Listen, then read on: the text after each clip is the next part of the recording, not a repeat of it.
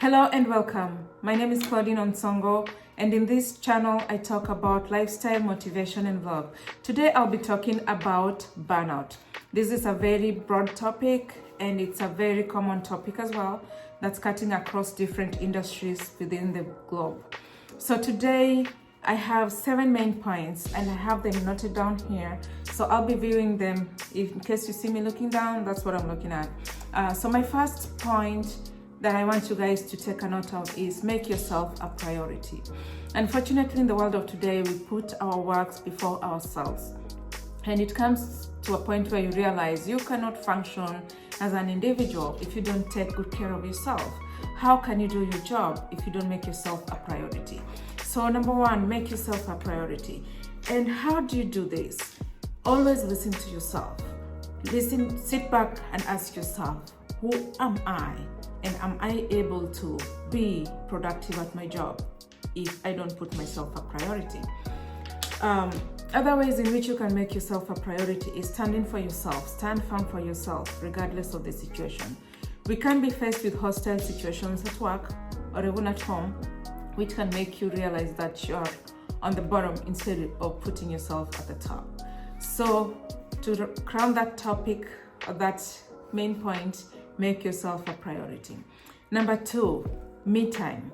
I have a video that I posted just a few days ago about me time. It has 8 main points. These points will let you know how you can provide yourself with some me time, how you can achieve them, and what the benefits are for you as an individual and even for your fellow colleagues and even for your family. Me time is one of those things that we have to make as part of our regular daily activities or daily habits. Number 3, stay home when sick. I've been a victim at some point where I drag myself to work even though I'm not feeling well. And this is because I may feel guilty that I'm going to put my work at risk or put my colleagues at jeopardy by having them work short or not being able to deliver the service you're supposed to be delivered. But ask yourself this: how can you deliver quality service if you're unwell? You have to take care of yourself first before you can take care of others, regardless of the industry you are in. Let me speak in terms of healthcare. I am a nurse practitioner. I treat my patients. I work with my other colleagues. Let's say a situation where I go to talk to my patients and I'm not able to complete even a sentence before I start coughing and hacking, especially during this time of COVID. Any single cough, people will be giving you an eye like, is that COVID? Is that safe? So, in other words, make sure you take good care of yourself. And when I talk about staying home when you're sick, it's not just the physical illness. Our body as a whole has different components. Look at your emotional health, psychological health, spiritual, physical health. All this encompass your health. You as an individual, you're not going to be able to deliver the best service if you're not stable mentally or emotionally. So if you need to step away from your work for even a day or two to take care of yourself, make sure you do that. And I hope you do have a good employer that will be able to understand and not look at you as a lazy employee who doesn't show up to work. All right? If you're so far and you're enjoying this video, please comment, like and subscribe, and turn on the notification bell so you're notified every time I post a video. Number 4, avoid toxic colleagues. This is self-explanatory, but let me just expound on it. Toxic colleagues, we do have those people who are always complaining. They can never bring out anything positive out of your job, out of yourself. So such people, you really need to watch out for them, stay away from them if you can. And I'm not telling you not to be a team player. Always be there for your colleagues when you have to work together to achieve something.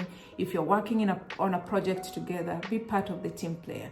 However, don't let them drain you mentally with all the complaints.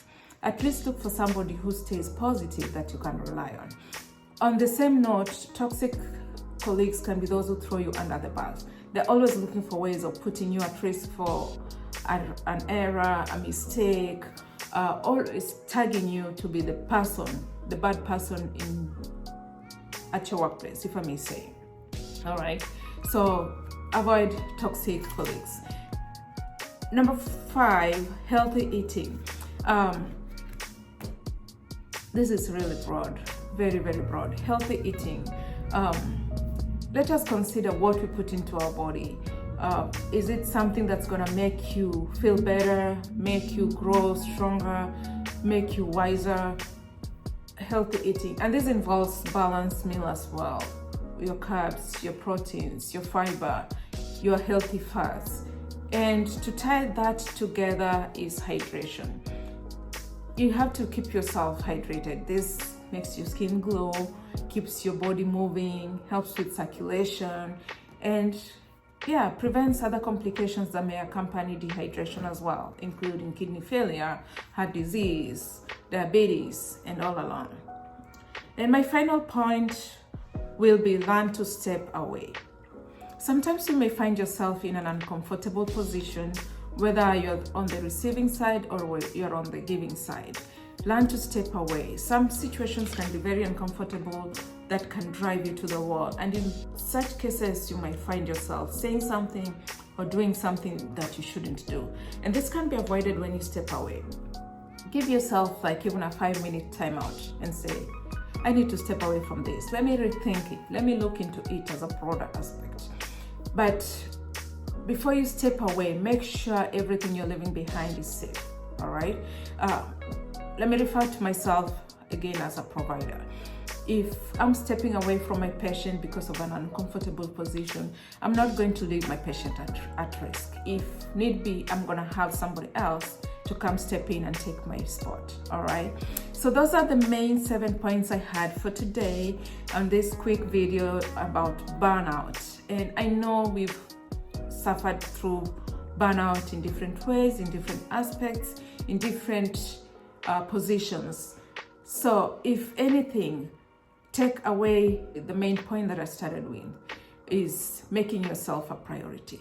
And this kind of encompasses all these other points that I mentioned. If you take yourself as the main person in sport, you're gonna just find yourself enjoying your job, enjoying to work with the people around you, and before you know it, you'll be burnout free. So if you have any other points that you think about or you've used in your work in different aspects, please feel free to share and comment and subscribe so we can grow together in this YouTube channel. Till next time, peace out.